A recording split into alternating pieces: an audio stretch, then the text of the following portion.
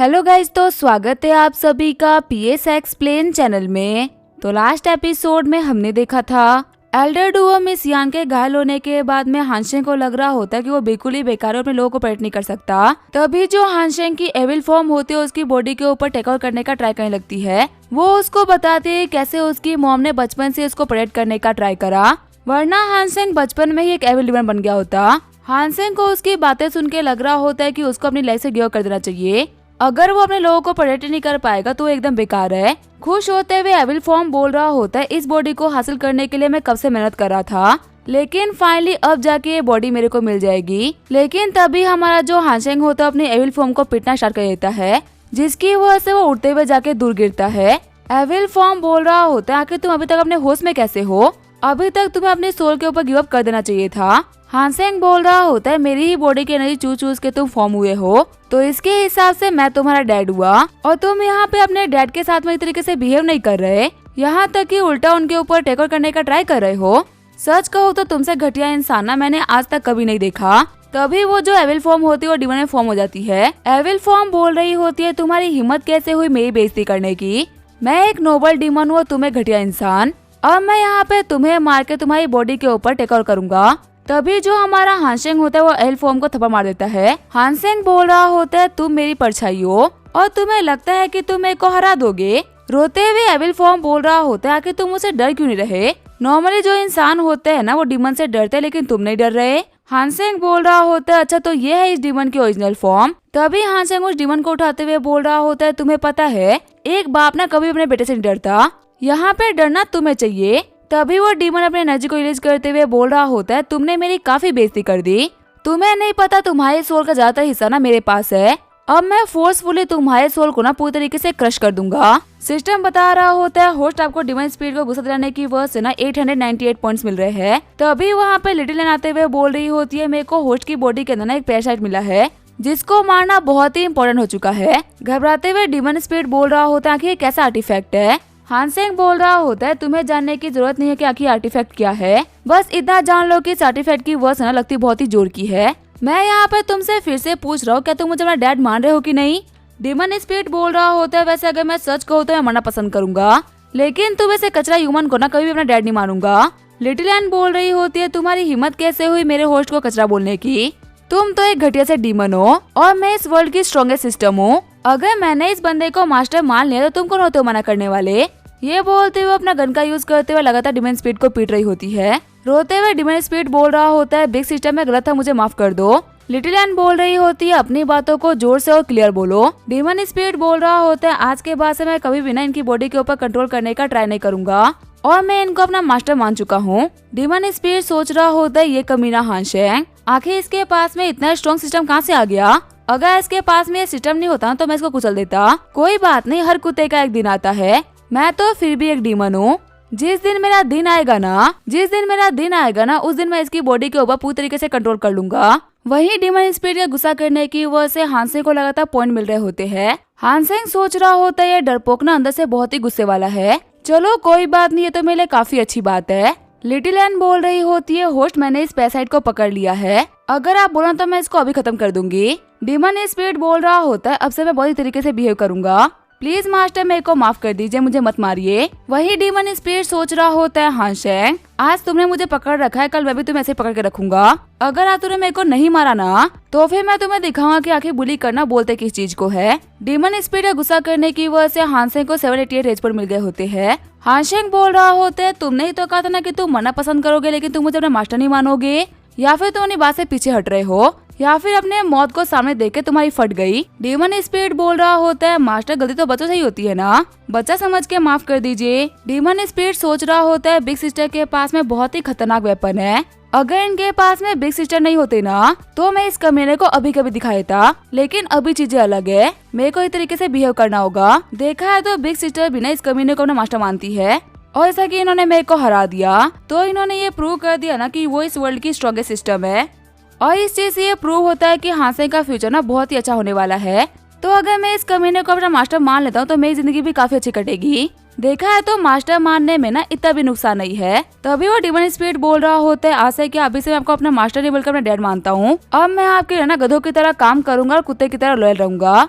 और अगर कोई आपके लिए दिक्कतें खड़ी करेगा तो मैं उसके लिए घोड़े लगा दूंगा। हानसेंग सोच रहा होता है थोड़ी देर पहले मेरे को मारने के लिए तैयार था, पर इसको देख के कोई बता ही नहीं सकता ना कि अपने मन में मेरे को गले दे रहा होगा। अगर लिटिल मेरे पास में नहीं होते तो मैं अभी तक बेवकूफ बन गया होता। लेकिन चलो ये तो काफी अच्छी बात है कि ये डिमन स्पिरिट ना है बहुत ही पावरफुल। मैं जितना चाहूँ उतना इसको बुली कर सकता हूँ और हर बार इसको बुली करने में ना मेरे को काफी सारे रेज पॉइंट मिलेंगे। साथ ही इसकी डार्क पावर का यूज करते हुए मैं काफी ज्यादा पावरफुल बन सकता हूँ। अब मुझे यहाँ पे किसी भी पावरफुल अपोनेंट से घबराने की कोई भी जरूरत नहीं है। ठीक है डिमन स्पिरिट, आज से मैं तुम्हें अपना पहला लॉयल नौकर घोषित करता हूँ। वह तो लोग अपने पेट को जियाओबाई नाम देते हैं, लेकिन मैं अपने नौकर को जियाओबाई नाम दूंगा। मेरे को बताओ कि तुम्हें मेरा नौकर होकर कैसा फील हो रहा है। डिमन स्पिरिट बोल रहा होता है आपके मुंह से अपना नाम पाके, और आपका नौकर बन के मेरे को फील हो रहा है ना कि मैंने हेवंस जीत लिया। ब्रह्मांड पे कब्जा करने में भी ना उतना मजा नहीं है जितना कि मजा आपके नौकर बनने में है। डिमन स्पिरिट सोच रहा होता है इस कमरे ने मेरे को कितना घटिया नाम दिया है, अभी तक ये मेरे से बदल ले रहा है। हानसेंग डिमन स्पिरिट के ऊपर पाँव रखते हुए बोल रहा होता है अभी मुझे मेरे नौकर की जरूरत है, चलो फटाफट से मेरी फाइट करने में हेल्प करो। तभी जो डिमन स्पिरिट होता है अपनी पावर हानसेंग को दे देता है। दाओ यांग सोच रहा होता है ये लड़का ना बहुत ही अजीब है, ये तो फिर से पावरफुल हो गया और इस बार जो इसकी पावर है ना वो इंसानों से नहीं बल्कि डिमन सी लग रही है। आखिर ये बच्चा है कौन जो कि इतनी पावर्स को एक साथ में यूज कर पा रहा है। वो यांग बोल रहा होता है लड़के तैयार हो जाओ, मेरे इस अटैक के सामने तुम नहीं बच पाओगे। ये बोलते हुए अपने 4 की एलिफेंट अटैक का यूज कर लेता है, जिससे कि हानसेंग सिर्फ और सिर्फ एक अटैक में उसको पूरी तरीके से डिस्ट्रॉय कर देता है। शॉक्ड होते हुए वो यांग बोल रहा होता है कि कैसे पॉसिबल हो सकता है, मेरा अटैक डिस्ट्रॉय कैसे हो सकता है। हानन सोच रहा होता है वो यांग के स्पेस पावर के बारे में ना हर कोई जानता है, सभी को पता है कि इसकी जो स्पेस टेक्निक है ना उसको बीच में तोड़ना बिल्कुल ही इम्पॉसिबल है, पर मेरा छोटा भाई हानसेंग ये काम काफी इजीली कर पा रहा है। तभी जो हमारा हानसेंग होता है वो वोयोंग के पीछे आते उसको स्टेप कर देता है। हानसेंग बोल रहा होता है ये सजा है मिस यान के ऊपर अटैक करने की, तुमने उनको घायल करा और मैंने तुम्हें रहम के तौर पे मौत बख्शी। चलो साथियों आगे बढ़ो, इन सभी को पकड़ लो, क्योंकि एक बार के लिए कुत्ते की दुम सीधी हो सकती है लेकिन ये कमीने सीधे नहीं हो सकते। दाओमाओ बोल रहा होता है तुम्हें क्या लगता है क्या मैंने अपनी आर्मी के अंदर चूहे भर रखे हैं? तुम्हें पता है ये सभी लोग ना मौत को छू के टक से वापस आ सकते हैं। इतने कैबल बंदे मेरे पीछे खड़े हैं और तुम्हें लग रहा है कि तुम मेरे को हाथ लगा लोगे। ब्रदर्स मैं सच बोल रहा हूँ ना, तुम लोग मेरे को बचाओगे ना। लेकिन जब दाओमाओ पीछे देखता है तो उसके सारे के सारे ब्रदर्स भाग गए होते हैं। शॉक्ड होते हुए दाओमाओ बोल रहा होता है मैं इनकी तारीफ कर रहा था और ये मेरे को छोड़ के भाग गए। कमीने कहीं के अगर भागना था तो मेरे को इशारे दे देते। वही सेट के बंदे बोल रहे होते यंग मार्शल वो लोग भाग रहे हैं, क्या हम लोग को उन लोग का पीछा नहीं करना चाहिए? हानसेंग बोल रहा होता है नहीं, वो जो सोल्जर्स भाग रहे हैं ना वो हेवन रियलम पे है। यहाँ पे कुछ ही लोग हैं जो कि उनसे फाइट कर सकते हैं, तुम लोग उनसे फाइट नहीं कर सकते। और जो फाइट करने वाले लोग हैं ना वो भी काफी ज्यादा घायल है, जैसे कि हमारे एल्डर डू, और मैं भी काफी थक चुका हूँ, इसी वजह से मैं होल्ड नहीं कर पाऊंगा। ये बोलते हुए हानसेंग बेहोश जाता है। दूसरी तरफ जो हमारा दाओमाओ होता है वो अपने डैड के पास में आ गया होता है। माँ बोल रहा होता है वही सेट के लोगों ने ना मेरे को फिर से बुली करा। आपको पता है उन लोगों ने मेरे सामने मेरे सेकंड अंकल को मार डाला और फिर भी मेरे को दुम दबा के भागना पड़ा है। बाओ सोच रहा होता है आखिर ये क्या हो रहा है, मेरे को ऐसा क्यों लग रहा है कि मैंने कुछ दिनों पहले ऐसा कुछ देखा था।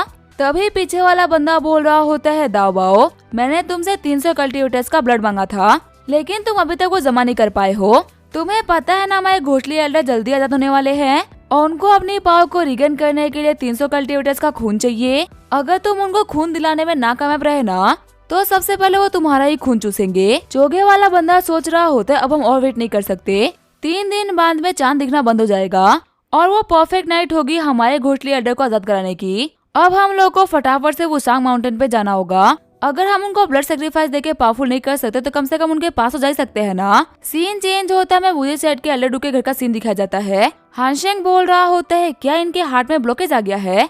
डॉक्टर बोल रहा होता है एल्डर डू का जो लेफ्ट आर्टरी है ना वो पूरी तरीके से ब्लॉक हो चुका है, तो अब इनका ब्लड फ्लो होने में ना काफी सारी दिक्कतें आएंगी। सेकंड एल्डर बोल रहे होते डॉक्टर हमको क्या करना चाहिए? डॉक्टर बोल रहे होते वैसे अगर मैं सच कहूँ तो मेरे पास में कोई भी सोल्यूशन नहीं है। हानसेंग बोल रहा होता है एल्डर आप तो पिल टावर के मास्टर हो ना, आपके पास में पक्का से कोई तरीका होगा जिससे हम एल्डर डू को रिकवर कर सके। पिल मास्टर बोल रहे होते मेरी जो एल्केमी स्किल है ना वो इतनी अच्छी नहीं है और एल्डर डू को यहाँ पे सिर्फ और सिर्फ एक ही इंसान ठीक कर सकते हैं जो कि हमारे मास्टर हान। मुझे ही मेरी एल्केमी की सारी टेक्निक्स उन्होंने सिखाई थी, वो इस पूरे कंट्री के ग्रेटेस्ट एल्केमिस्ट है और आखिर होंगे भी क्यों, उन्होंने एंडलेस सी को देख रखा है। हानसेंग बोल रहा होता है क्या डैड ने एंडलेस सी देख रखा है? आखिर ये कौन सी जगह आप उनके बारे में क्या बात कर रहे हो? पिल मास्टर बोल रहे होते जब मास्टर से मिलेंगे ना तो उन्हीं से पूछ लीजिएगा। लगता है कि उनके आइडेंटिटी के बारे में ना आपको सही तरीके से पता नहीं है। हानशेंग बोल रहा होता है मेरे को डैड को देखे हुए ना काफी टाइम हो चुका कि डैड कहाँ है। जितनी बार भी हम लोग के ऊपर अटैक हुए डैड यहाँ पे नहीं थे। ओल्ड मास्टर डू बोल रहे होते मास्टर हान वुशान माउंटेन पे गए हुए हैं।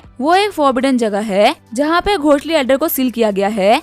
नॉर्मली जो मास्टर हान जैसे ग्रेट पर्सनैलिटी है ना वो छोटी सिटी में नहीं रहते। ज्यादातर तुम्हें इतने पावरफुल लोग कैपिटल में ही मिलेंगे क्योंकि यहाँ पे एक बहुत ही पावरफुल डीमन सील है। इसी वजह से मास्टर हान ने लुइन सिटी में रहने का डिसीजन लिया था। पहले हमारे सेट के ऊपर ना डीमन से काफी सारे अटैक भी होते थे और कहीं ना कहीं जो हमारे मास्टर हान है ना उनका डीमन से कोई ना कोई तो लेन देना है, लेकिन उन्होंने हमेशा डीमन को सप्रेस किया और कभी भी सिटी के ऊपर दिक्कत नहीं आने दी। जो घोषली एल्डर था ना उसकी सील काफी ज्यादा हल्की पड़ गई थी और इस चीज के बारे में मास्टर हान को पता था तो वो उसको सप्रेस करने के लिए एक हफ्ता पहले निकल गए। हानैन बोल रहा होता है ब्रदर लगता है ना कि फादर दिक्कतों में है और वो सब कुछ अपने ऊपर ले रहे हैं। हमें उनकी हेल्प करने के लिए जल्दी चलना चाहिए। तभी जो हानशेंग होता है वो हानैन को गले में मारते हुए बेहोश कर देता है। हानशेंग बोल रहा होता है ब्रदर मुझे माफ करना लेकिन ये बहुत ही जरूरी था। सेकेंड एल्डर आपको तो पता ही है ना कि लास्ट फाइट के अंदर ब्रदर कितना इंजर्ड हो चुका है और मैं उम्मीद करता हूँ कि आप मेरे भाई का ना इस तरीके से ख्याल रखोगे। सेकेंड एल्डर बोल रहे होते हाँ ये मेरा पर्सनल डिसाइपल है, आखिर मैं तो ख्याल कैसे रखूंगा। तुम बिल्कुल भी टेंशन मत लो, जाओ मास्टर हान की हेल्प करो। माउंटेन की तरफ जाते हुए हानशेंग बोल रहा होता है एल्डर डुआ सिर्फ थोड़ी देर के लिए वेट करना। मैं घोषली एल्डर को डैड के साथ में हराने के बाद में ना जल्दी आपको बचाने के लिए वापस आऊंगा। सीन चेंज होता है, वुशांग माउंटेन का सीन दिखाया जाता है। घोषली एल्डर बोल रहा होता है हान वेंगुआन तुम कब से यहाँ पे बैठ के अपने एफर्ट्स को वेस्ट कर रहे हो। तुम्हें पता है ना कि आज मूनलेस नाइट है और मूनलेस नाइट के दिन एक डीमन की पावर ना काफी ज्यादा बढ़ जाती है। तुम भले यहाँ पे कितनी ही पावर क्यों ना लगा दो लेकिन ये सील में तोड़ के रहूंगा। हान वेंगुआन भी सोच रहा होता है इस कमीने की पावर ना बढ़ती जा रही है, अगर यही चलता रहा ना तो मैं इसके अटैक को रेजिस्ट नहीं कर पाऊंगा। तभी जो घोषली एल्डर होता है वो सील को तोड़ देता है। घोषली एल्डर बोल रहा होता है फाइनली मैं रिहा हो गया। वहीं वेंगुआन सोच रहे होते हैं मैंने इस कमीने को ना आधे सालों पहले रोक दिया था लेकिन पता नहीं मैं इसको आज रोक पाऊंगा कि नहीं रोक पाऊंगा। प्लीज गॉड अगर आप मेरी बात सुन रहे हैं ना तो मेरी हेल्प करने के लिए किसी को तो भेज दो। तभी वहाँ पे हानशेंग आते हुए बोल रहा होता है डैड आपकी हेल्प के लिए गॉड ने मुझे भेजा है। मुझे पता है कि आपको मेरे को देख के आंखों में आंसू आ गए होंगे लेकिन आपको रोने की कोई भी जरूरत नहीं है। बस घर जाने के बाद मैंने अपनी आधी प्रॉपर्टी मेरे नाम पे कर देना, मैं इतने में खुश हो जाऊंगा। वेंगुआन सोच रहे होते हैं मैंने हेल्प मांगी थी सर दर्द नहीं। फिर वो चिल्लाते हुए बोल रहे होते हैं बेवकूफ बच्चा कि तुम यहाँ पे क्यों आए, क्या तुम्हें नहीं पता कि ये कितनी खतरनाक जगह है। हानशेंग बोल रहा होता है मैं यहाँ पे नहीं आने वाला था लेकिन जो हमारे एल्डर डू है ना वो सच में काफी इंजर्ड हो गए और इसी वजह से मेरे को आधी रात में भागते हुए आपके पास में आना पड़ा। हान वेंगुआन बोल रहे होते हैं क्या एल्डर डू इंजर्ड है, लेकिन आखिर ये हुआ कैसे। अभी वो लोग बात कर ही रहे होते तभी चोगे वाला बंदा वहाँ पे अपने बंदों को लेके आ जाता है। चोगे वाला बंदा बोल रहा होता अगर आज घोषली एल्डर बाहर नहीं आ रहे होते ना तो मैं तुम फादर सन का इतना बेहतरीन मूवमेंट खराब नहीं करता। हान वेंगुआन बोल रहे होते हैं दाओ फैमिली तुम लोग एविल कल्टिवेटर के साथ में पहले से जुड़े हुए थे ना, इस चीज का मुझे पहले ही अंदाजा था लेकिन अब तुम लोगों के अंदर इतनी हिम्मत हो चुकी है कि तुम लोग सामने से आ रहे हो। क्या तुम लोगों को शर्म नहीं आ रही कि तुम लोगों ने पावर के बदले में इंसानियत बेच दी। दाओबा बोल रहा होता है मिस्टर हान आपको ना मैं एक बहुत ही सिंपल चीज बताता हूँ, इस दुनिया में किसी को भी ना कमजोर बन के रहना पसंद नहीं है। हर कोई उसी का साथ देता है जिसके पास में पावर होती है और मैं कोई गलत काम नहीं कर रहा, मैं उसी का साथ दे रहा हूँ जिसके पास में पावर्स है। तभी जो घोषली एल्डर होता है वो माउंटेन के अंदर से बाहर निकल जाता है। घोषली एल्डर बोल रहा होता है मैं कब से तुम ही लोगों का वेट कर रहा था, फाले तुम लोग आ गए। मैंने तुम लोगों से कहा था ना कि मेरे को 300 कल्टिवेटर्स का ब्लड सेक्रीफाइस चाहिए, फटाफट से मेरे को सेक्रीफाइस दो ताकि मैं इस हान वेंगुआन को सबक सिखा सकूं। चोगे वाला बंदा बोल रहा होता है घोषली एल्डर माफ करिए, कुछ दिक्कतों की वजह से हम अपना काम करने में नाकामयाब रहे। हान वेंगुआन के बेटे हानशेंग की वजह से ना हमने 2 अटेम्प्ट में फेल हो गए। हम लोगों ने वही सेट के ऊपर बहुत ही खतरनाक अटैक किया था और अगर ये कभी ना हानशेंग वहाँ पे नहीं होता ना तो हम 300 कल्टिवेटर्स को आराम से मार देते, लेकिन पता नहीं क्यों इसकी पावर ना हर एक बार अनएक्सपेक्टेड लेवल तक बढ़ती गई और हमारे प्लान को ये कमीना फ्लॉप करता गया। गुस्सा करते हुए घोषली एल्डर बोल रहा होता है अच्छा कैसी बात है, जिन भी लोग की गलतियों की वजह से मेरे को दिक्कतें आ रही है ना वो सारे के सारे लोग ही मारे जाएंगे। खुश होते हुए चोगे वाला बंदा बोल रहा होता है हाँ से क्या तुमने सुना कि हमारे घोषली एल्डर ने क्या बोला, अब देखो तुम्हें कैसे यहाँ पे गंदी मौत देते हैं। तुम्हें नहीं पता तुमने हमसे पंगा लेके कितनी बड़ी गलती करी है। तभी जो घोषली एल्डर होते हैं वो आगे बढ़ते हुए दाव माओ को मार डालते हैं, जो कि देख के सभी लोग काफी ज्यादा शॉर्ट हो गए होते हैं। चोगे वाला बंदा बोल रहा होता है घोषली एल्डर आखिर पे क्या कर रहे हो, ये हमारे लोग थे जो कि साथ दे रहे थे, आखिर आपने इनको क्यों मार डाला। तभी बाकी लोगों को मारते हुए घोषली एल्डर बोल रहा होता है क्या हमारे लोग, याद रखना कभी भी एविल कल्टिवेटर्स ना डीमन की बराबरी नहीं कर सकते। हम डीमन तुम गधों को ना सिर्फ अपना काम निकालने के लिए रखते हैं और जब तुम हमारे किसी भी काम के नहीं बचते ना तो हम तुमसे तुम्हारी एनर्जी लेके तुम्हें इस लाइफ से हमेशा हमेशा के लिए फ्री कर देते हैं। अब मुझे यहाँ पे कल्टीवेटर का ब्लड सेक्रीफाइस चाहिए। इससे मुझे फर्क नहीं पड़ता कि वो तुम लोग हो या फिर कोई और। अगर तुम ब्लड सेक्रीफाइस लेके आते तो तुम बच जाते, लेकिन जब तुम ये लाने में फेल हो गए ना, वही तुम्हारी मौत डिसाइड हो गई थी। घोषली एल्डर सोच रहा होता है मैंने यहाँ पर तकरीबन 30 लोगों को मार के उनका ब्लड सेक्रीफाइस ले लिया है, लेकिन अपनी पुरानी पावर को रिगेन करने के लिए ना इतना काफी नहीं है। आगे बढ़ते हुए घोषली एल्डर बोल रहा होता है हान वेंगवान के बेटे अब तुम मरोगे, लेकिन हमारा हानसेंग उसके अटैक को काफी इजीली डॉज कर लेता है। हानसेंग बोल रहा होता है अंकल हवा में किसको पंच मार रहे हो? एरोगेंट बनने का मतलब ये नहीं है कि तुम पावरफुल हो, और वैसे भी एरोगेंस ना सभी के ऊपर सूट नहीं करती। ये सिर्फ और सिर्फ कुछ कमाल के लोग जैसे कि मेरे से लोग है ना उनके ऊपर सूट करती है। तुम ऐसे लोग करते हो तो लगता है कि एक्टिंग कर रहे हो। हानसेंग की बातों की वजह से घोषले लोगों को काफी ज्यादा गुस्सा आ गया होता है, और इसी वजह से हानसेंग को 2024 रेज पॉइंट मिल गए होते हैं। घोषली एल्डर बोल रहा होता है लड़के तुम्हें पता है मैं तुम्हें मारने वाला हूँ, पर अपने मुंह से ऐसी बकवास करके ना तुम अपनी मौत को और भी दर्दनाक करने वाले हो। वहीं दूसरी तरफ हम देखते हैं दाओबाओ को जो कि अपने बेटे के लिए काफी ज्यादा रो रहा होता है। दाओबाओ बोल रहा होता है घोषली एल्डर इन सारे कमीनों को मार डालिए, इनकी वजह से मेरा बेटा मारा गया। वहीं हानसेंग की हेल्प करने के लिए वेंगवान फाइट में उतर गया होता है। चोगे वाला बंदा सोच रहा होता है वेंगवान आप तो अपने बेटे की हेल्प करने के लिए नहीं जा पाओगे, पुराने बहुत सारे हिसाब बाकी जो कि मेरे को चुकता करने हैं। ये बोलते हुए चोर को निकाल के सने फेंक देता है और वेंगवान के ऊपर अटैक करने के लिए आगे बढ़ गया होता है। उस बंदे को पहचानते हुए हान वेंगवान बोल रहा होता है अच्छा ये तुम हो? मेरे को लगा था कि आखिर अंडरवर्ल्ड से ऐसा कौन होगा जो कि मेरे से नफरत करता हो, लेकिन लगता है कि आज बेटा अपने बाप का बदला लेने के लिए आया है। व्हाइट हेयर वाला बंदा बोल रहा होता है तो तुम्हें मेरे फादर आज भी याद है? वेंगवान अटैक करते हुए बोल रहा होता है उस कमीने को मैं कैसे भूल सकता हूँ, मैंने रूइंस के अंदर ब्रेक थ्रू किया था, मैं बहुत ही वीक हो गया था। उसी टाइम पे तुम्हारा कमीना बाप मेरी वाइफ और मेरे बेटे को ना फोर्सफुली लेके चला गया। अगर उस कमीने के अंदर इतनी ही हिम्मत थी ना तो मेरे ऊपर तब अटैक करता जब मैं अपनी फुल स्ट्रेंथ पे था, ना कि तब जबकि मैं अपने वीक पॉइंट पे था। व्हाइट हेयर वाला बंदा बोल रहा होता है तुम्हारी वाइफ के साथ में जो भी कुछ हुआ ना वो सही था। तुम्हारी वाइफ होने से पहले डीमन क्लैन की सैंड थी। डीमन क्लैन की वजह से उसको वो हर प्रिविलेज मिला जो कि हम उसको दे सकते थे, लेकिन आखिर उसने पसंद भी किसको किया, घटिया से इंसानी अल्केमिस्ट को। वेंगवान बोल रहा होता है हाँ इसी घटिया अल्केमिस्ट ने ना तुम्हें और तुम्हारे बाप को तुम्हारे घर में आके हराया था, और तुम लोग उस वक्त मुंह देखते रह गए थे, कुछ भी नहीं बिगाड़ पाए थे। गुस्सा होते हुए व्हाइट हेयर वाला बंदा बोल रहा होता है उस दिन तुम गलती से जीते थे, वरना कोई चांस ही नहीं कि तुम मुझे और मेरे फादर को ना ऐसे हरा देते। तुम्हें क्या पता अगर तुम हमारी लाइफ में नहीं होते ना तो हमारे डीमन क्लैन वालों की लाइफ कितनी अच्छी होती। सिर्फ तुम्हारी वजह से डीमन सेंटेंस ने उनसे शादी नहीं करी जिनसे उनको शादी करने के लिए डीमन लॉर्ड ने बोला था, और वो शादी कैंसिल होने की वजह से हमारे क्लैन के ऊपर किसी सारी दिक्कतें आई। सिर्फ तुम्हारी वजह तुम सोच भी नहीं सकते ना कि हम लोगों को कितना पेन सहना पड़ा है। अगर सिर्फ तुम नहीं होते तो पूरा डीमन क्लैन खुश होता। अब मैं तुम्हें उतनी दिक्कतें देने वाला हूँ ना जितनी की तुम्हारी वजह से डीमन क्लैन को सहनी पड़ी है। हमारी सेंटेंस को करप्ट करने के लिए मैं तुम्हें पनिश करूंगा। ये बोलते हुए अपने स्ट्रॉन्गेस्ट मूव को यूज कर लेता है। वेंगवान बोल रहा होता है तुम्हारा ये अटैक ना पहले के मुकाबले काफी ज्यादा पावरफुल हो चुका है। मानना पड़ेगा तुमने मुझसे हारने के बाद में काफी मेहनत करी, लेकिन तुम अभी भी इतने काबिल नहीं हुए कि तुम मेरे स्वॉर्ड का ना एक भी अटैक संभाल पाओ। ये बोलते अपने ड्रैगन ब्लेड का यूज करते उसके अटैक को डिस्ट्रॉय कर देता है। अपने स्वॉर्ड को पॉइंट करते हुए वेंगवान बोल रहे होते हैं फटाफट से बताओ मेरी वाइफ वान कहाँ पे है। व्हाइट हेयर वाला बंदा बोल रहा होता है वैसे अगर मैं सच बोलूं तो मैं मरना पसंद करूंगा, लेकिन मैं तुम्हें कभी नहीं बताऊंगा। वेंगवान बोल रहे होते हैं तुम यहाँ पे एरोगेंट बन के ना बहुत ही बड़ी गलती कर रहे हो, मेरा सिंगल अटैक तुम्हें मारने के लिए काफी है। लेकिन तभी जो व्हाइट हेयर वाला बंदा होता है वहाँ से भाग जाता है। भागते वो बंदा बोल रहा होता है तुम इस लाइफ में ना डीमन सेंटेंस को फिर से वापस नहीं देख पाओगे, और यही तुम्हारी सबसे बड़ी पनिशमेंट है। वेट करो उस दिन का मैं तुम्हें आगे खत्म करूंगा, और तब तक के लिए इस खौफ में जो कि कौन सा दिन तुम्हारे लिए ना आखिरी दिन होने वाला है। वही घोषली एल्डर सोच रहा होता है मेरी हेल्प करने के लिए सिर्फ और सिर्फ एक ही साथी था, और अब वो कभी नहीं भाग गया। तभी उसके पास में आते हुए हानसेंग बोल रहा होता है फाइट के टाइम पे ना सिर्फ और सिर्फ ओपोनेंट पे ध्यान देना चाहिए, ना कि इधर उधर। ये बोलते हुए घोषली एल्डर को बहुत ही खतरनाक पाम अटैक मार देता है। हानसेंग बोल रहा होता है कैसा लग रहा है बच्चे के हाथों से मार खा के? सच बताओ मैंने तुम्हें दिन में तारे दिखा दिए है ना।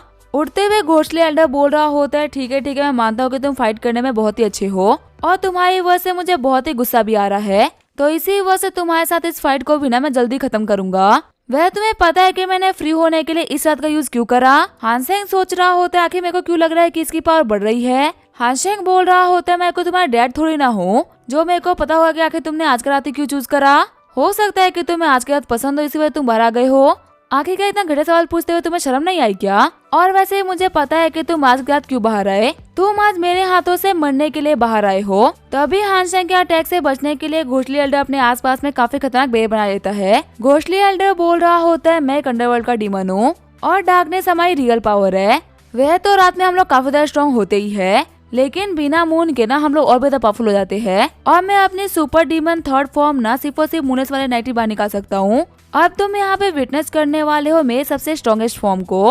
हान वेंगवान, मैं पिछले 20 साल से ना इस पत्थर के अंदर कैद था। तुम सोच भी नहीं सकते कि मेरे अंदर ना तुम्हें लेकर कितना गुस्सा भरा हुआ है। अब तुम्हें और तुम्हारे बेटे को मार के ही ना मेरा बदला पूरा होगा। ये बोल वहाँ पे डार्क मिस्ट को फैला देता है। हानशेंग सोच रहा होता है, इस धुएं की वजह से ना मैं आसपास में कुछ भी नहीं देख पा रहा। फिर चिल्लाते हुए हानशेंग बोल रहा होता है, डैड आखिर आप कहाँ पे हो? लेकिन उसको चिल्लाने के बाद भी उसको कोई भी रिस्पॉन्स नहीं मिलता। हानशेंग सोच रहा होता है कि मेरे डैड को मेरी आवाज नहीं जा रही क्या ये मिस्ट मेरी आवाज को रोक रहा है? तभी लिटिलियन को बुलाते हुए बोल रहा होता है, आसपास में जितने भी मिस्ट है ना उन सभी को गायब करो। इसकी वजह से मेरे को कुछ भी नहीं दिख रहा। सिस्टम बोल रही होती है, मास्टर मेरे को माफ करेगा लेकिन मैं इस ब्लैक मिस्ट को नहीं हटा सकती। वो बात ऐसी है ना कि आप इस घोषली एल्डर से काफी ज्यादा वीक हो, इसी वजह से आपकी पावर का यूज करते हुए ब्लैक मिस्ट नहीं हट पाएगी। इसके अलावा अगर कोई छोटा मोटा काम हो तो मैं आपके लिए कर सकती हूँ। चिढ़ते हुए हानशेंग बोल रहा होता है, अगर तुम मेरी फाइट में हेल्प नहीं कर सकते तो मैं तुम्हें क्यों बुलाऊंगा। तभी साइड से हानशेंग के ऊपर अटैक हो जाता है, जिसे काउंटर करने के लिए वो भी अपने स्वॉर्ड को उस अटैक की तरफ भेज देता है। लेकिन वो देखता है कि ब्लैक मिस्ट की वजह से वो इल्यूजन में फंस गया होता है। असल में उसके ऊपर तो कोई अटैक हुआ ही नहीं होता। फिर अचानक से उसके सामने काफी सारे घोषले अलग आते हैं। हानशेंग सोच रहा होता है, ये सभी के सभी इल्यूजन है, मुझे यहाँ पे घबराना नहीं चाहिए, मेरा कुछ भी नहीं बिगाड़ पाएंगे। लेकिन तभी वहाँ पे हानशेंग के ऊपर काफी सारे अटैक होना स्टार्ट हो जाते हैं, जिसकी वजह से वो थोड़ी ही देर में काफी ज्यादा घायल हो गया होता है। हानशेंग बोल रहा होता है, मेरे को लगा था कि इल्यूजन है, तो फिर आखिर इनके अटैक मेरे को हिट कैसे कर पा रहे हैं।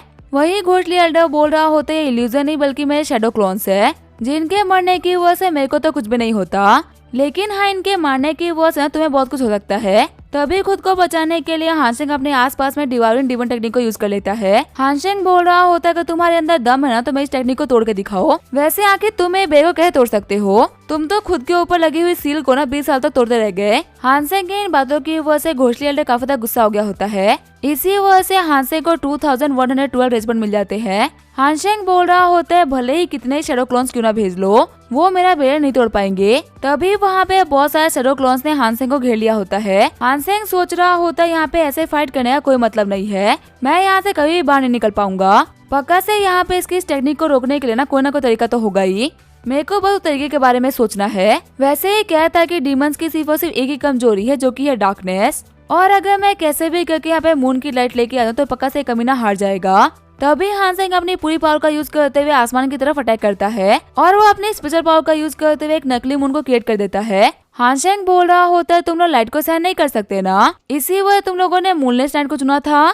लेकिन अब बताओ, अब तुम क्या करोगे? मैंने खुद का मून क्रिएट कर दिया है। मून लाइट की वजह से वहाँ पर जितने भी शैडो क्लोन्स होते हैं वो सारे के सारे गायब होना स्टार्ट हो जाते हैं, और जो ब्लैक मिस्ट होती है वो भी धीरे धीरे गायब हो रही होती है। हानशेंग बोल रहा होता है, फाइनली मेरे को डैड दिख गए। लेकिन तभी वो ये देख के काफी ज्यादा शोर हो जाता है कि घोषली एल्डर ने हानशेंग का रूप लेकर उसके फादर को स्टैप कर दिया होता है। घोषली एल्डर बोल रहा होता है, हान वेंगवान, मुझे इस बात की बहुत ही खुशी हो रही है कि मैं तुम्हारे चैप्टर को ना अपने हाथों से क्लोज कर रहा हूँ। वह तुम्हें खुश होना चाहिए कि तुम्हारा बेटा ना बहुत ही टैलेंटेड है। जिस रीजन से तुम बाहर नहीं आ पाए ना, तो तुम्हारा बेटा काफी इजीली बाहर आ गया। लेकिन अफसोस की बात तो ये है कि तुम्हारे बिना वो मेरे हाथों से मारा जाएगा। वही गुस्सा करते हुए हानशेंग बोल रहा होता है, कमीने कहीं के, आखिर तेरी हिम्मत कैसे हुई मेरा रूप लेके मेरे डैड को स्टेप करने की? ये बोलते हुए घोषली एल्डर का एक हाथ भी काट देता है। घोषली एल्डर बोल रहा होता है कि इसे क्या फर्क पड़ता है कि मैं तुम्हारे डैड को मार भी दिया तो। इस कमीने हान वेंगवान की वजह से ना हमारे क्लैन ने काफी सारी दिक्कतें देखी है, और टेंशन मत, तुम्हारा बाप ना भी मरा नहीं, वो अपनी आंखें सांसें ले रहा है। जब तक मैं तुम्हें उसके सामने मार नहीं देता ना, तब तक मैं उस कमीने को नहीं मरने दूंगा। लेकिन तभी घोषली एल्डर नोटिस करता है कि हानशेंग के अटैक की वजह से उसका एक हाथ कट गया होता है। इसी वजह से वो फटाफट से अपने हाथ को जमा लेता है। घोषली एल्डर बोल रहा होता है, तुम्हारी मार्शल आर्ट मेरी बराबरी की है, सच में ये बात ना बहुत ही कमाल की है। हानशेंग बोल रहा होता है, तुम किसी भी एस्पेक्ट में ना मेरे बराबरी के नहीं हो सकते। तभी हानशेंग को पीछे फेंकते हुए घोषली एल्डर बोल रहा होता है, लड़के तू ना बिल्कुल भी तारीफ के काबिल नहीं हो। मैं यहाँ पे तुम्हारे लिए अच्छी बातें बोल रहा हूँ, लेकिन फिर भी तुम बकवास किए जा रहे हो। तुम्हें पता तुम्हारे लेवल कल्टीवेटर को ना मैं मुंह नहीं लगाता, वो तो तुम दुश्मन के बेटे हो, इसी वजह से मैं तुम्हारे पर अटैक भी कर रहा हूँ। तुम्हें पता है तुम इंसानों की किस्मत ना चींटियों की तरह होती है, जो कि हमेशा ही कुचल जाते हैं। और सबसे बेकार बात तो यह है कि कुचल जाने से पहले ना तुम लोग बहुत ही स्ट्रगल करते हो, जैसे कि तुम अभी कर रहे हो। पर तुम्हें हमेशा इस बात को याद रखना चाहिए कि एक पत्ता कभी भी पेड़ को नहीं हरा सकता। हानशेंग बोल रहा होता है, लिटिल मेरे को फटाफट से लेवल अप कराओ। इस कमीने के अटैक बढ़ते जा रहे हो, डैड भी घायल हो चुके हैं। अगर ये चलता रहा ना तो मैं ही मरूंगा, मेरे साथ में तुम भी। लिटिल एन बोल रही होती है, सिर्फ और सिर्फ 2 सेकंड के लिए वेट करे, मेरा काम होने वाला है। वहीं अटैक करते हुए घोषली एल्डर सोच रहा होता है ये बच्चा ना बहुत ही अजीब है। नॉर्मली जब भी लोग फाइट करते हैं ना तो फाइट के साथ में काफी वीक होते जाते हैं, लेकिन इस बच्चे की जो स्ट्रेंथ है ना वो कॉन्स्टेंटली बढ़ती जा रही है। मेरे को लग रहा है ना कि ये बंदा अभी तो हेवनली रियलम पे है, लेकिन कहीं हम उसे फाइट करते करते गोल्ड रियलम पे ना पहुंच जाए। जो हमारी लिटिल एन होती है वो हानसेंग को डेवलप करा रही होती है, लेकिन तभी जो हानसेंग के पॉइंट्स होते हैं वो 0 हो जाते हैं। लिटिल एन बोल रही होती है रेज पॉइंट खत्म हो गया, अब मैं कुछ नहीं कर सकती। मास्टर मेरे को माफ करेगा, लेकिन आपके पास में ना इनसफिशिएंट बैलेंस है। हेवनली रियलम के 4th लेवल से आगे मैं आपको डेवलप नहीं करा पाऊंगी। हानसेंग बोल रहा होता है क्या तुम इस चीज को मेरे को पहले नहीं बता सकती थी। तभी जो घोषली एल्डर होता है वो अटैक करते हुए हानसेंग के बेड़े को तोड़ देता है। घोषली एल्डर बोल रहा होता है फाइनली तुम्हारी पावर बनाना रुक गई, और इसके रुकने के साथ ही अब तुम मारे जाओगे। हम देखते एक अटैक के अंदर जो हानसेंग होता है वो काफी घायल हो गया होता है। लिटिल एन बोल रही होती है मास्टर आप ठीक तो हो ना। हानसेंग बोल रहा होता है तुम देख सकती हो कि मैं कितना ठीक हूँ, उसके बाद भी तुम मेरे से ये बकवास सवाल पूछ रही हो। तभी जो घोषली एल्डर होता है वो हानसेंग के ऊपर फाइनल अटैक करते उसको मारने वाला होता है। घोषली एल्डर बोल रहा होता है चींटी अपनी किस्मत को एक्सेप्ट करो, लेकिन उसके अटैक करने से पहले जो ज़ाओबाई होता है वो टाइम को रोक देता है। ज़ाओबाई बोल रहा होता है वह तो मैं पहले भी आ जाता, लेकिन जब तक क्रिटिकल मोमेंट नहीं आता ना तब तक हीरो एंट्री नहीं मारता। हानसेंग बोल रहा होता है ज़ाओबाई के बारे में तो मैं भूल ही गया था। लिटिल एन बोल रही होती है बकवास करना बंद करो और मास्टर की हेल्प करो, अगर यहाँ पे होश को कुछ भी हुआ ना तो मैं सबसे पहले तुम्हारा सर फोड़ूंगी। ज़ाओबाई बोल रहा होता है बिग सिस आखिर आप हर बार इतना गुस्सा क्यों हो जाती हो। फिर वो हानसेंग की बॉडी में घुसते हुए बोल रहा होता है मास्टर आप एकदम रिलैक्स हो जाओ, आपके सामने जो खड़ा है ना वो एक लो लेवल का डीमन है, वही मैं एक नोबल डीमन हूँ। आपकी बॉडी के साथ में ना मैं इसको 2 मिनट में कुचल दूंगा। हानसेंग बोल रहा होता है किसी भी ट्रिक का यूज मत करना। ज़ाओबाई बोल रहा होता है कोई पागल ही होगा जो कि बिग सिस्टर के यहाँ पे रहते हुए ना कोई भी ट्रिक का यूज करेगा, आप बिल्कुल भी टेंशन मतलब मैं काम कर दूंगा। ये बोलते वो हानसेंग के एविल फॉर्म में आ गया होता है। ज़ाओबाई बोल रहा होता है मैं से आपको जिताऊंगा ही नहीं बल्कि आपको ब्रेक थ्रू करने में भी हेल्प करूंगा। ज़ाओबाई ने अपने सिर्फ और सिर्फ एक पंच के साथ ही घोषली एल्डर को हरा दिया होता है। ज़ाओबाई बोल रहा होता है कीड़े कहेगा कि तेरे को कैसे लगा कि तू मेरे सामने टिक पाएगा, तू एक नॉर्मल सा कमांडर है और मैं एक नोबल डीमन प्रिंस, हमारी बराबरी कभी नहीं हो सकती। ये बोलते वो वहाँ पे घोषली एल्डर को मार डालता है। ज़ाओबाई बोल रहा होता है मास्टर आप कब से इस बंदे से पिट रहे थे, देखा आपने इसको हराना कितना आसान था, बस पावर लेवल का अंतर आप थोड़े से वीक और मैं थोड़ा सा स्ट्रॉन्ग हूँ, बाकी अगर आप भी मेहनत करोगे ना तो आप भी मेरी तरह बन जाओगे। तभी जो हानसेंग होता है वो ज़ाओबाई को थप्पड़ मार देता है।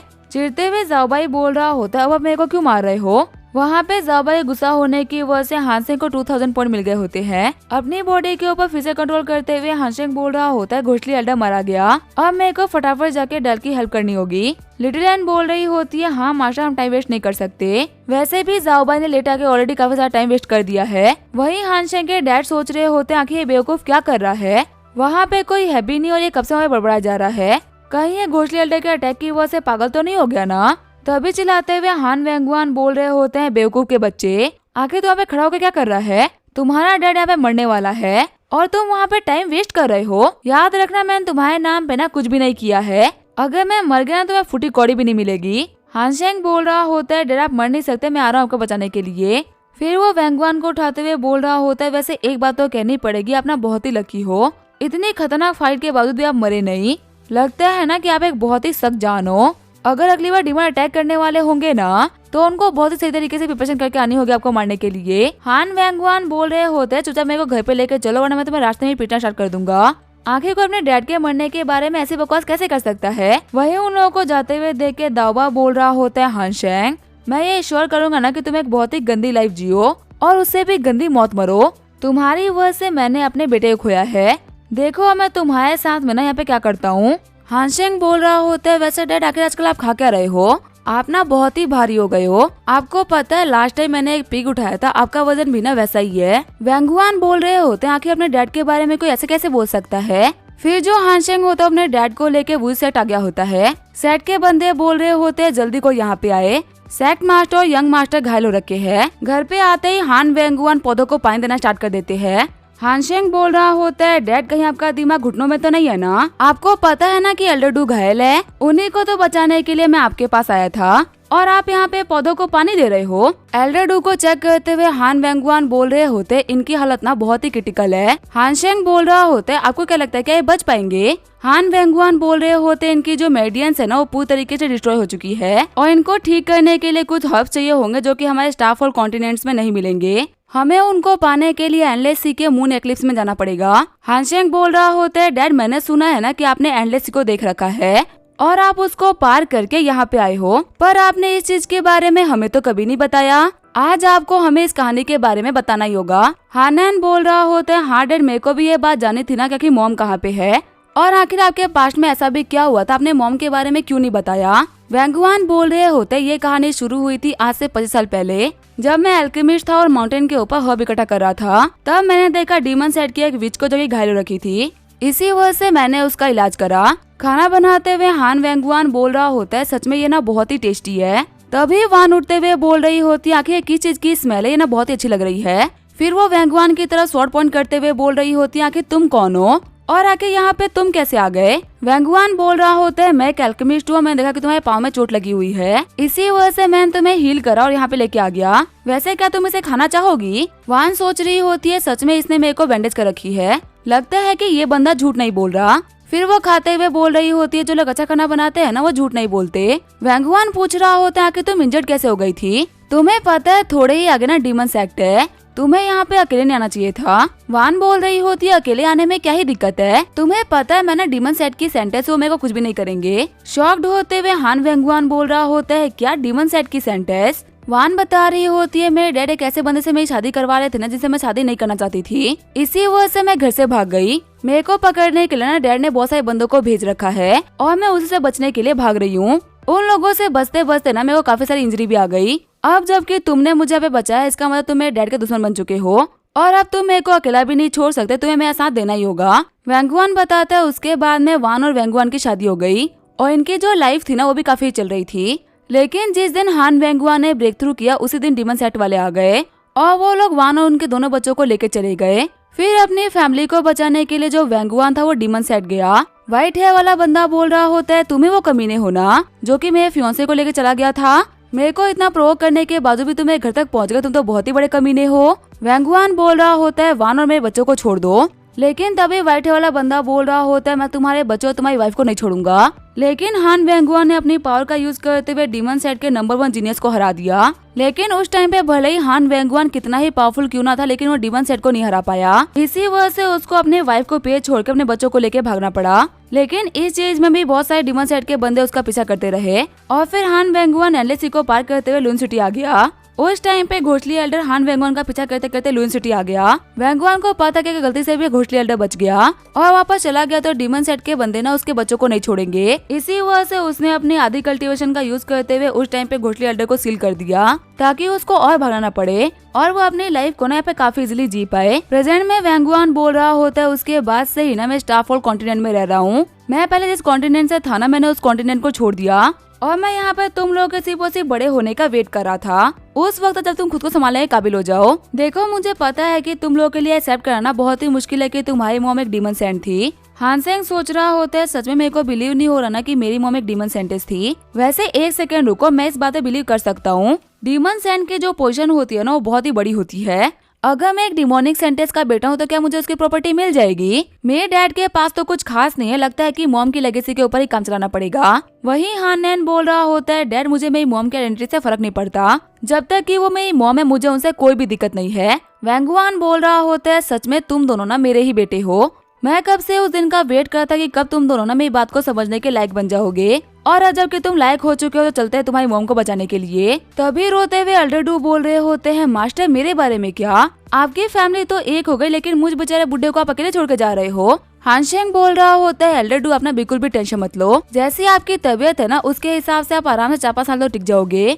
और अगले 3 साल के अंदर ना मैं और फादर वापस आ जाएंगे और हम स्पेशली आपके लिए एंडलेस सी मेडिसिन को लेने के लिए जा रहे हैं, तो आप वेट करो, हम आपको बचाने के लिए मेडिसिन को लेके ही आएंगे। एल्डर डू सोच रहे होते हैं, सच में इन लोगों को मेरी कितनी केयर है ना, ये मेरे लिए इतनी मेहनत करने के लिए तैयार है। हानशेंग बोल रहा होते हुए जाने से पहले मैं एक काम करना चाहता हूँ, जो कि करना बहुत ही इम्पोर्टेंट है। फिर हम देखते हैं हानशेंग ने अपने सेट के सारे बंदों को एक ही जगह बुला लिया होता है। हानशेंग बोल रहा होता है, मेरे साथियों में यहाँ पे जो भी कुछ बोलने वाला हूँ ना, वो बिल्कुल सच होने वाला है और वो बहुत इम्पोर्टेंट भी है।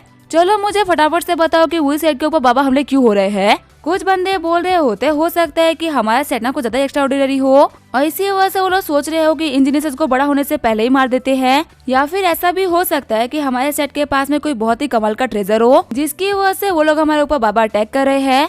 रीजन भले ही कुछ भी हो, लेकिन हम लोग को पता है कि हम लोग बहुत ही कमाल के हैं और इस पूरी दुनिया के लिए खतरा भी है। हानशेंग बोल रहा होता है, देखो मैं यहाँ पे किसी को भी टारगेट नहीं कर रहा, लेकिन यहाँ पे जितने भी बच्चे खड़े हैं ना, यहाँ तक ये बुढ़ा आदमी भी, तुम सभी के सभी ही कचरा हो। तुम्हारे सेट लीडर, तुम सारे के सारे डिसेपल्स, तुम सबके सब कचरा हो। हानशेंग के कचरा बोलने की वजह से यहाँ पे सभी लोग काफी ज्यादा गुस्सा हो गए होते हैं और हानशेंग के ऊपर रेस पॉइंट की बारिश होना स्टार्ट हो जाती है। सारे बंदे बोल रहे होते ये गद्दार है। ये बोलते वो हानशेंग के ऊपर अंडे टमाटर फेंकना स्टार्ट कर देते हैं। हानशेंग बोल रहा होता है, प्लीज पहले एक बार मेरी बात सुनो, आप सभी लोग कचरा हो, ये एक सच है और इसी वजह से तुम लोगों के ऊपर बाबा अटैक हो रहे हैं। खुद ही बताओ, क्या किसी पावरफुल इंसान को कोई प्रोवोक करता है क्या? हमारे वही सेट को नहीं लोग बाबा प्रोवोक करके चले जा रहे हैं और हम कुछ भी नहीं कर पा रहे। ऐसा इसी वजह से क्योंकि तुम सभी लोग हो तो बहुत ही कमाल के, लेकिन मेहनत नहीं कर रहे। इसी वजह से हम लोग को सॉफ्ट टारगेट बना के हमारे लोगों के ऊपर हमला हो रहा है। तुम बताओ कौन कौन यहाँ पे ऐसा जिसको अपने दुश्मनों से बदल लेना है। सारे बंदे जोश में आते हुए बोल रहे होते हैं, हम उन लोगों को मार डालेंगे। हानशेंग बोल रहा होता है, लेकिन मारने के लिए चाहिए होती है पावर्स और तुम्हें पावरफुल तुम्हारा यंग मास्टर बनाएगा। मैंने तुम सभी के लिए एक ट्रेनिंग सिस्टम बनाया है जिसकी वजह तुम सभी लोग ना काफी ज्यादा पावरफुल हो जाओगे। मेरे इस ट्रेनिंग सिस्टम का नाम है आज कमाएगा तो कल बैठ के खाएगा मेरी जान। इसके अंदर हर 3 साल में मेजर कंपटीशन रखे जाएंगे। आउटर सेट के जो आउटर डिसेबल्स है ना, उनको हर 3 साल में मौका मिलेगा इनर डिसेबल बनने का। अगर वो कंपटीशन में अच्छा परफॉर्म करेंगे तो वो इनर डिसेबल बन जाएंगे। वही इनर डिसेबल के पास में मौका होगा अच्छा परफॉर्म करके कोर डिसेबल बनने का। मान लो कोई बच्चा फेल हो आता है ना, तो उसको अगले 3 साल तक वेट करने की कोई भी जरूरत नहीं है, क्योंकि फेल होने वाले के लिए ना हर 1 साल में एक कंपटीशन रखा जाएगा। जो कंपटीशन को पास करेंगे वो इनर डिसेबल बन जाएंगे और जो नहीं कर पाएंगे उनको घर वापस भेज दिया जाएगा। उनकी कल्टीवेशन की जर्नी यहीं पे खत्म हो जाएगी। सिर्फ इतना ही नहीं, अब हर महीने कुछ कंपटीशन रखे जाएंगे जिसके हिसाब से डिसाइपल्स को रिसोर्सेज बांटेंगे। अब तुम जितना ट्रेनिंग करोगे, जितने पावरफुल बनोगे ना, तुम्हें उतने ही रिसोर्सेज मिलेंगे। अभी तक तुम लोगों को लग रहा था कि एक्स्ट्रा मेहनत करने का क्या फायदा, तुम लोगों को तो कोई बेनिफिट मिल नहीं रहा, लेकिन अब एक्स्ट्रा मेहनत करने पे तुम लोगों को बेनिफिट भी मिलेगा और मेहनत ना करने पे सजा भी। तो फिर तुम ट्रेनिंग करो ताकि तुम सेट पे बने रह सको और इस सोचेस का मजा ले सको। हानशेंग की बातों को सुन के सभी लोग जोश में आ गए होते और बोल रहे होते, अब ट्रेनिंग कराना बहुत ही इंपॉर्टेंट हो गया है। मेरा सपना है कोर डिसेबल बनना और मैं इसके लिए कुछ भी कर सकता हूँ। हानशेंग सोच रहा होता है, ये लोग मेरी जाल में फंस गए। सच में जो पुराने जमाने के लोग थे ना, ये बहुत ही बड़े बेवकूफ थे। अभी इन लोगों को मेहनत भी नहीं करनी पड़ रही थी और इन लोगों को फ्री के रिसोर्सेज मिल रहे थे, लेकिन मैंने बातों को थोड़ा सा घुमा दिया और अब इनको ये सेम रिसोर्सेज पाने के लिए मेहनत करनी पड़ेगी। वेंगुआन बोल रहे होते हैं, अगर तुम्हारा हो गया हो तो हम चल सकते हैं ना। हानशेंग बोल रहा होता है, डैड मैं यहाँ पे टाइम पास नहीं कर रहा था, पता चला 3 साल बाद में यहाँ पे आओगे तो ये सभी लोग काफी ज्यादा पावरफुल हो चुके होंगे और तब आप मेरे को थैंक यू बोलोगे कि मैंने कितना अच्छा काम किया था। तभी वहाँ पे हानन आते हुए बोल रहा होता है, लिटिल ब्रदर मिस यान अपना सामान पैक कर रही है, एक बार तुम जाके उनसे बात कर लो कि वो कहाँ पे जाने का प्लान कर रही है। तभी मिस यान के पास में आते हुए हानशेंग बोल रहा होता है, मिस यान आप कहाँ जा रही हो। मिस यान बता रही होती है, मेरे डैड ना उस दाऊ से मेरी शादी करा रहे थे, इसी वजह से बचने के लिए मैं वही सेट आ गई थी, लेकिन अब जबकि दामा मर चुका है तो मेरे पास में यहाँ पे रुकने का ना कोई बहाना नहीं है। हानशेंग बोल रहा होता है, वही सेट में रहने में कोई दिक्कत थोड़ी ना है, चाहे तुम यहाँ पे 10 साल भी रहो ना तो भी हम लोग को कोई भी दिक्कत नहीं है, तुम यहाँ पे रुक सकती हो। मिस यान बोल रही होती है, तुम मेरे को गलत समझ रहे हो, मैं इसी वजह से जा रही हूँ क्योंकि मेरी वजह से ना तुम लोगों को काफी सारी दिक्कतें आ रही है। बेकार में वही सेट के ऊपर 2 बार अटैक हुआ, एल्डर डू घायल हुए और काफी सारे लोग भी घायल हो गए। ये सब कुछ सिर्फ और सिर्फ मेरी वजह से हो रहा है और अब तो मैं अपनी फैमिली के लिए भी अच्छी रही, मेरी वजह से उन लोगों को भी काफी सारी दिक्कतें आ रही है। हानशेंग बोल रहा होता है, आखिर हुआ क्या है, क्या मास्टर किंग के ऊपर कोई दिक्कत आई है क्या। मिस यान बता रही होती है, मेरे घर से एक लेटर आया था, डैड को पता चल गया था कि जो दाओ माओ के फादर है ना दाओ बाओ, आखिर वो कितने खतरनाक है, इसी वजह से वो उसकी कंप्लेन करने के लिए कैपिटल गए थे, लेकिन डैड से पहले दाओ बाओ ने डैडी कंप्लेन कर दी और इसी वजह से अभी डैड को उनकी पोजीशन से हटा दिया गया है और जेल में डाल दिया गया है। मेरे को पता है कि मेरे फादर ने गलतियां करी है, लेकिन वो है तो मेरे डैड ही ना, मैं उनको जेल में अकेले नहीं छोड़ सकती, इसी वजह से अब मैं उनको बचाने के लिए कैपिटल जा रही हूँ। हानशेंग बोल रहा होता है, देखो अगर तुम वहाँ पे अकेले जाओगे ना तो तुम्हारे डैड को नहीं छोड़ेंगे, इससे काफी अच्छा प्लान मेरे पास है। हम लोग ना एंडलेस सी की तरफ जा रहे हैं, तो रास्ते में कैपिटल भी आएगा और वहाँ से गुजरते वक्त हम तुम्हारे फादर को ही बचा लेंगे। यान लैंग बोल रही होती है, सच में तुम्हारा शुक्रिया। तभी वहाँ पे हानेन आते हुए बोल रहा होता है, भाई तुम्हें तो मास्टर किंग पसंद नहीं था ना, तो आखिर तुमने मास्टर किंग को रेस्क्यू करने के लिए हाँ क्यों बोला। हानशेंग बोल रहा होता है, वैसे अगर मैं सच कहूँ ना तो मुझे मास्टर किंग अभी भी नहीं पसंद, लेकिन अभी मैं उसको मास्टर किंग के तौर पे नहीं देख रहा बल्कि अपने दोस्त के फादर के तौर पे देख रहा हूँ और मैं अपने दोस्त के डैड को परेशानी में नहीं छोड़ सकता। हानेन बोल रहा होता है, अच्छा क्या सिर्फ दोस्त। हानशेंग शर्माते हुए बोल रहा होता है, और नहीं तो क्या, सिर्फ दोस्ती तो है। ठीक है, मेरे को परेशान मत करो, मैं जा रहा हूँ। वैसे भी एंडलेस सी में जाने के लिए ना काफी सारी तैयारी करनी है। हानशेंग बोल रहा होता है, वैसे बदल है ना, बिल्कुल सही बोला, हम सिर्फ और सिर्फ दोस्त तो नहीं है। पता नहीं क्यों पर मैंने चाहता कि मिस याना कभी भी यहाँ जाए।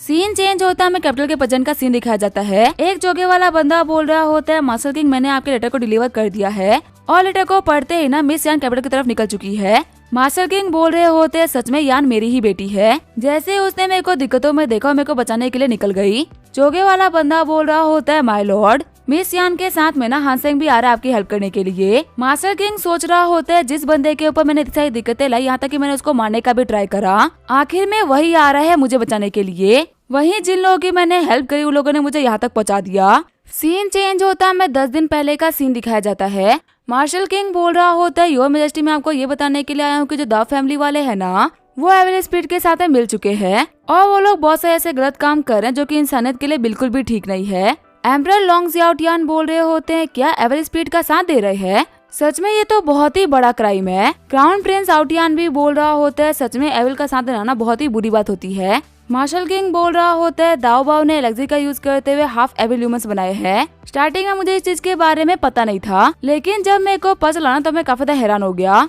मेरा मानना है कि इस कंट्री में रहते हुए ना कोई भी ऐसा काम नहीं कर सकता, इसी वजह से मैं आपको ये सब कुछ रिपोर्ट करने के लिए आया हूँ। तभी वहाँ पे दाओ बाओ आते हुए बोल रहा होता है, मार्शल किंग तुम सच में बहुत ही घटिया इंसान हो। मेरा भाई दाओ वोयोंग कंट्री का नेशनल मास्टर था, लेकिन तुमने हानशेंग के साथ में हाथ मिलवा के उसको मरवा डाला और अब तुम यहाँ पे अपनी गलतियों को छुपाने के लिए मुझे गलत साबित कर रहे हो। मार्शल किंग बोल रहा होता है, क्या तुम यहाँ पे जो बकवास कर रहे हो उसका तुम्हारे पास में कोई एविडेंस है क्या? दाओ बाओ बोल रहा होता है, तुम अभी भी एविडेंस मांग रहे हो? मैंने तुम्हारी वजह से अपने बेटे और अपने भाई को खो दिया। अगर मैं एविल स्पीड का साथ दे ही रहा होता और मैं उनके साथ होता तो फिर आखिर मेरा भाई और मेरा बेटा क्यों मारे गए होते? योर मेजेस्टी आप देख सकते हैं कि यहाँ पे सब कुछ गंवाने वाला मैं हूँ, और अगर मैंने इतना कुछ गंवाया है तो पक्का मेरे पास में कुछ ना कुछ तो बेनिफिट होगा ना। लेकिन आप देख सकते हो कि मेरे पास में कोई भी बेनिफिट नहीं है, सिर्फ और सिर्फ लॉसेज ही है। ये कमीना मास्टर किंग अपने गलतियों को छुपाने के लिए ना मेरे को बदनाम कर रहा है। लॉन्ग जियाओटियान सोच रहा होता है, दाओ बाओ के घटिया हरकतों के बारे में ना मेरे को पता है, पर इस कमीने के पास में ना बहुत ही तगड़ा इन्फ्लुएंस है। कोर्ट में ऐसे बहुत सारे लोग हैं जो ये काम तो मेरे लिए करते हैं, लेकिन वो इससे इन्फ्लुएंस है। अगर मैंने इसको क्राइम के लिए पनिश कर दिया ना तो ये पक्का से मेरे लिए बहुत ही खराब हो सकता है। ऐसा भी हो सकता है कि मेरे ही कुछ लोग मेरे खिलाफ हो जाए और हमारी पीसफुल चल रही कंट्री के अंदर कियोस मच जाए। लॉन्ग हाउटियान बोल रहा होता है, फादर आपको पता है वो जो वुई सेट का हानशेंग है ना, वो एक बहुत ही बड़ा कमीना है। एक बार मैं लुइन सिटी गया था, लेकिन उस कमीने ने मेरे को ग्रीट भी नहीं करा था और न ही रिस्पेक्ट तो करा। वो मेरे को through out the time ignore करता रहा, जैसे कि मैं उसके लिए कुछ हुई नहीं। अब उस कमीने ने मेरे मास्टर को ही मार दिया है। मेरे को पक्का से पता है कि द फैमिली के हेड बोल रहे हैं ना, वो बिल्कुल सच है। मार्शल किंग ने इसके ऊपर झूठा इल्जाम लगाया है। दाओ बाओ बोल रहे होते हैं, क्राउन प्रिंस सच्चाई का साथ देने के लिए आपका बहुत बहुत शुक्रिया। लॉन्ग जियाओटियान बोल रहा होता है, अब सब कुछ यहाँ पे क्लियर हो चुका है। मार्शल किंग ने पहले खुद गलत काम किया, उसके बाद में द फैमिली के ऊपर इल्जाम लगा दिया। फटाफट से मार्शल किंग को डेंजर में लॉक कर दो। इस साल जब ऑटोमन का टाइम आएगा ना तब हम इसको सभी के सामने मार डालेंगे और एक मिसाल कायम करेंगे कि भले आप कितनी ही बड़ी पोजीशन पे क्यों ना हो, लेकिन अगर आप गलत काम करते हो तो आपको पनिशमेंट दिया जाएगा। मार्शल किंग बोल रहा होता है, योर मेजेस्टी डीएलडी के बारे में आपको ही पता है। आपको पता है कि आप एक अच्छे ऑफिसर के साथ में गलत कर रहे हो। जियाओटियान बोल रहा होता है, प्रिंस आउटियान अपने 1 लाख सोल्जर को तैयार करो, जल्दी ही तुम दाओ फैमिली के हेड के साथ जाके ना वुई सेट को डिस्ट्रॉय करोगे। दाओ वोयोंग तुम्हारे मास्टर थे और तुम्हारे मास्टर को मारने वाले बंदे को ना हम ऐसे नहीं छोड़ सकते। वुई सेट को डिस्ट्रॉय करके हम तुम्हारा मास्टर का रिवेंज लेंगे। उन वुई सेट वालों की हिम्मत ना डे बाय डे काफी ज्यादा बढ़ती जा रही है। उनको ये दिखाना बहुत ही इम्पोर्टेंट हो चुका है कि फैंग नेशन हमारा है, ना कि उनका। दाओ बाओ बोल रहा होता है, योर मेजेस्टी आपका शुक्रिया इतनी हेल्प करने के लिए। फिर प्रेजेंट में हम देखते जो आउटियान होता है अपने लोगों को लेकर तैयार हो गया होता है और वो वुई सेट के ऊपर अटैक करने के लिए आगे बढ़ रहा होता है। तभी दाओ बाओ इशारा करते हुए बोल रहा होता है, क्राउन प्रिंस वहाँ पे देखिए, वही है वो कमीना हानसे जिसने कि आपके मास्टर को मारा था। आउटियान बोल रहा होता है, पहली बार ऐसा हुआ है ना कि मछली खुद ही जाल में आके फंस गई। लड़की क्या तुम हानसेंग हो? तुमने बहुत ही सही करा कि तुम खुद ही यहाँ पे आ गए, मेरे को तुम्हारे पास नहीं आना पड़ा। हानशेंग बोल रहा होता है, मैं अजनबी लोगों से ना बात नहीं करता। वैसे आखिर तुम हो कौन और तुम इतना तगड़े क्यों बात कर रहे हो? शॉक्ड होते हुए आउटियान बोल रहा होता है, क्या तुमने मेरे को पहचाना नहीं? आउटियान के गुस्सा होने की वजह से हानशेंग को 666 रेस पॉइंट मिल गए होते हैं। आउटियान बोल रहा होता है, अगर तुम्हें नहीं पता तो फिर ठीक है, मैं तुम्हें बताता हूँ कि आखिर मैं कौन हूँ। मैं एक ऐसा इंसान हूँ जैसा इंसान ना तो कभी फैंग डायनेस्टी में था और ना ही कभी आएगा। मैं कंट्री के हर एक दूसरी लड़की के दिल की धड़कन हूँ और यंग जनरेशन में जितने भी लोग है ना वो मेरी तरह बनने के सपने देखते हैं। अगर किसी के लाइफ में डिप्रेशन चल रहा है ना तो वो सिर्फ और सिर्फ मेरे को देख लेता तो उसकी डिप्रेशन खत्म हो जाती है। दिक्कतें मेरे को देख कर रास्ता मोड़ लेती है। मैं हूँ सबका प्यारा राज दुलारा लॉन्ग आउटियान और सभी लोग मेरे को क्राउन प्रिंस कह के बुलाते हैं। हानशेंग बोल रहा होता, तुम ये बात सीधे सीधे भी तो बोल सकते थे ना। और फिर वो आउटियान को किक मारते हुए बोल रहा होता है, और याद रखना कि तुम इस कहानी के साइड कैरेक्टर हो। तुम अपने बारे में ना कभी भी इतने कमाल का इंट्रोडक्शन नहीं दे सकते क्योंकि मेन कैरेक्टर मैं हूँ। दाओ बाओ बोल रहा होता है, क्राउन प्रिंस को मारा गया है, सभी लोग फटाफट से तैयार हो जाओ अटैक करने के लिए। तभी दाओ बाओ के पास में आते हुए हानशेंग बोल रहा होता है, सच में तुम ना बहुत ही लकी हो, तुम्हारे सारे लोग मारे गए लेकिन तुम आगे तक सवाई कर रहे हो। कहना पड़ेगा कि तुम एक सख्त जानो, लेकिन अब यहाँ पे तुम्हें बचाने के लिए कोई भी नहीं आएगा और मैं ये स्वord तुम्हें तुम्हारी घटिया लाइफ से ना हमेशा हमेशा के लिए फ्री कर देगी।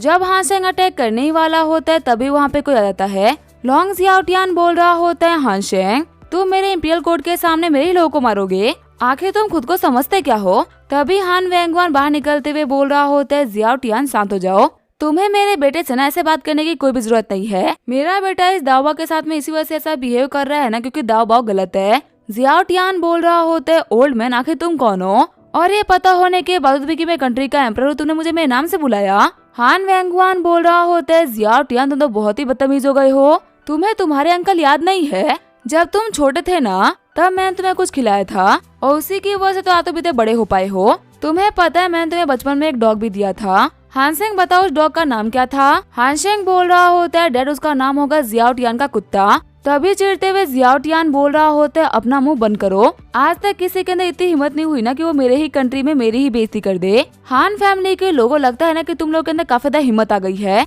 तुम्हारा वही से थोड़ा सा बड़ा क्या हुआ, तुम लोग को लग रहा है कि तुम हम लोग को भी ओवर कर सकते हो? गार्ड्स आगे बढ़ो, इन लोगों को जेल में डाल दो। तभी को चिल्लाते हुए बोल रहा होता है, ज़ियाओटियान आखिर तुम्हें क्या करने के लिए जा रहे थे? लगता है कि तुम भूल रहे हो ना कि मैंने तुम्हें सेक्टोजन में जाने से पहले क्या बताया था। घबराते हुए ज़ियाओटियान बोल रहा होता है, ग्रैंडमा आप सेक्टोजन से बाहर आ गए? ज़ियाओटियान बोल रहा होता है, आपने मेरे को बोला था कि मुझे उन लोगों को नहीं भूलना जिन लोगों ने मेरे को गद्दी को हासिल करने में हेल्प करी है और आपकी एब्सेंस से मेरे को फैंग डायनेस्टी की रक्षा भी करनी थी, पर मैंने तो वो काम तरीके से किया है। आखिर आप मेरे ऊपर गुस्सा क्यों कर रहे हो?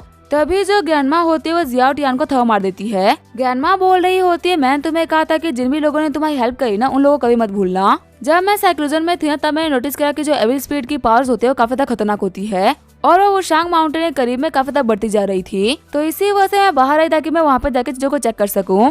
लेकिन आखिर अभी मैं क्या देख रही हूँ? तुम बेवकूफ उस बंदे के लिए बढ़ बढ़ के बोल रहे हो जिसकी वजह तुम्हें गद्दी मिली है। क्या तुम्हें नहीं पता कि उन्होंने तुम्हारी गद्दी को हासिल करने में कितनी हेल्प करी थी और ये हमारी फैमिली के लिए कितने इम्पोर्टेंट इंसान है? जिस तरीके से तुमने इनसे बात करी है ना, मैं इनसे ऐसे बात नहीं कर सकती। अगर सिर्फ और सिर्फ इनका हाथ हमारे ऊपर से हट जाए ना तो तुम एम्परर का पोछा मारने वाले भी नहीं बचोगे। ज़ियाओटियान सोच रहा होता है, इन ओल्ड मैन ने कहा था कि जब मैं छोटा था ना तब इन्होंने मेरे को खिलाया है, इसका मतलब क्या ये सच बोल रहे थे? मैंने इनको गलत समझ लिया।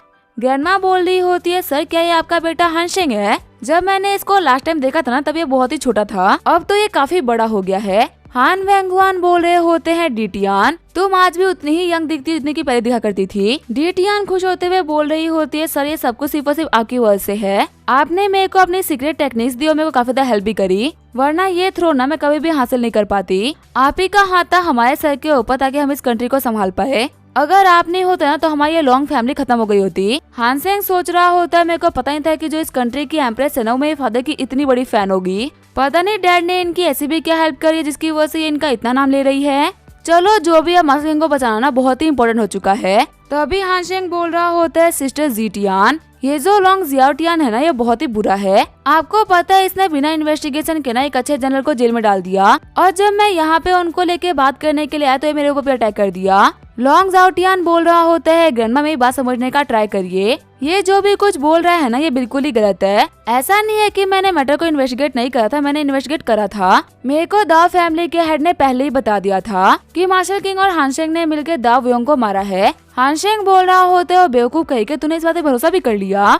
चल दावा फटाफट सबको सच बोलना स्टार्ट कर। अगर तूने सच बोला तो हम तेरे को छोड़ देंगे, और अगर तूने हमसे झूठ बोलने का ट्राई भी करा ना तो हम तुम्हें बहुत ही गंदी मौत देंगे। दावा सोच रहा होता है मेरे को पता है कि जो ये एम्प्रेस है ना, ये कितनी खतरनाक है। हमारे दाव फैमिली का एक पहले बना था जो कि बहुत ही एरोगेंट हुआ करता था, उसे इन्होंने कोर्ट में ऐसे ही मार देता सिर्फ और सिर्फ इसी वजह से क्योंकि वो बहुत ही एरोगेंट था। अगर मैंने इनको सच नहीं बोला ना तो ये मेरे को बहुत ही गंदी मौत देगी। एक काम करता हूँ, सच बोलता हूँ, यहाँ से बच के निकल जाता हूँ, उसके बाद मैं इस कंट्री में फिर से वापस कभी नहीं लौटूंगा। दाव बाव बोल रहा होता है हाँ ये बात सच है कि मैंने मसल एम्पायर के ऊपर ना बहुत ही गलत इल्जाम लगाए हैं। मैं एवरी स्पीड के साथ मिला हुआ हूँ और मैंने हानशेंग को लेके मसल एम्पायर से भी ना बहुत ही झूठ बोले, लेकिन योर मैजेस्टी में रॉयल फैमिली का एक रॉयल सर्वेंट बन के रहा हूँ।